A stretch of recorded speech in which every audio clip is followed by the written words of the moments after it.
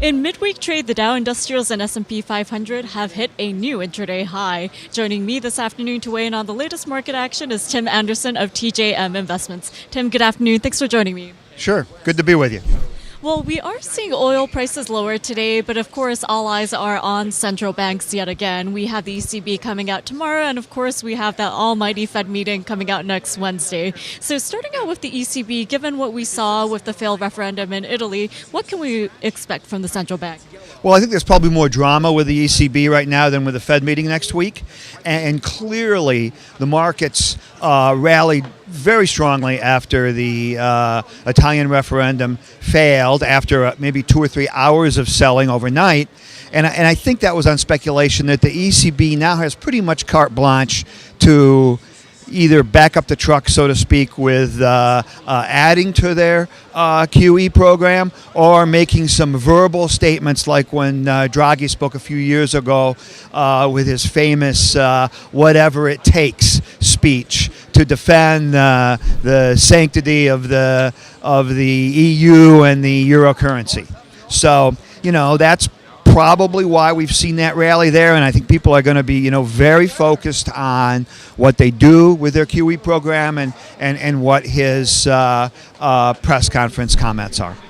And Tim, of course, if we take a look at the central bank here in the U.S., the Federal Reserve, the Fed Fund futures are pricing in a rate hike next week, and that is mostly baked into the cake already. Right. But I guess the big question, as you mentioned, is what happens next year. What do you expect? Well, I think that the market expectations are probably for 2 hikes next year.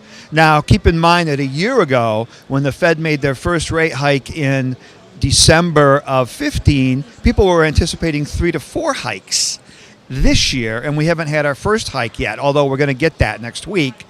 So people's expectations for next year are probably going to be a little more muted. I think probably in the 2 range is probably where most people are, maybe 2 to 2.5, although you're not going to have a half of a rate hike, obviously. But the big debate will be, will we get another one right away in March? And clearly, this is all playing coincident with the expectations of the big stimulus budget from what will be then President Trump, and what the winners and losers will be through that. And if the yield curve continues to hold the steeper trajectory that it's had for the last 6 weeks, clearly, financials are probably going to be one of the leading groups. And last but not least, since you mentioned Trump as well as a sector, I do want to get your take on what we're seeing in transports. While we're on that topic, I do want to mention that in today's session, we're seeing the healthcare sector lower. So given all these expectations about what President-elect Trump will be doing in terms of fiscal policy, what does it mean? Well, for healthcare, it's very much a wild card because we know what the rhetoric is. They want to repeal and replace Obamacare. We just don't know exactly how that would play out and what the timing would be. So if investors really are going to avoid the uncertainty of all that, there are massive gains in hospital and some of the healthcare stocks over the last 4 years. You could expect to see a little bit of profit taking there, the way we've seen some profit taking in some of the real high beta technology stocks. Now, the transports would be a beneficiary of a lot of things, from infrastructure spending to, a little bit more business in the coal industry, to maybe more oil being shipped by transports if, the pipeline protests keep going on and they're not going to build either one of these pipelines that have been on the docket for a couple of years.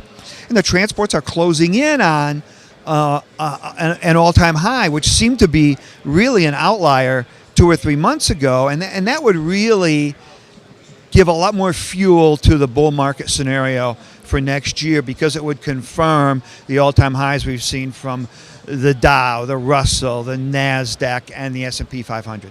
Well, Tim, the countdown is on until the end of this year, so thank you so much for weighing in on an array of topics, and thanks for your insight as always. It's always great to talk with you.